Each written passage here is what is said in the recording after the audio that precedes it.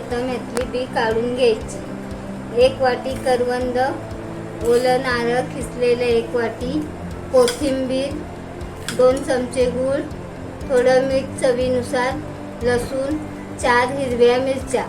प्रथम आपण हे मिक्सरमध्ये टाकून घेऊ।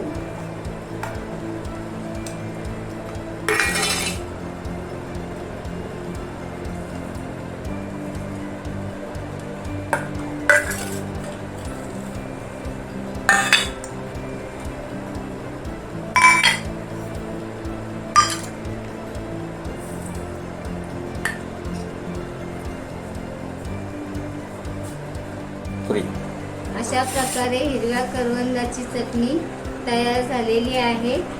हा व्हिडिओ तुम्हाला कसा वाटला? लाईक करा, शेअर करा आणि सबस्क्राईब करा।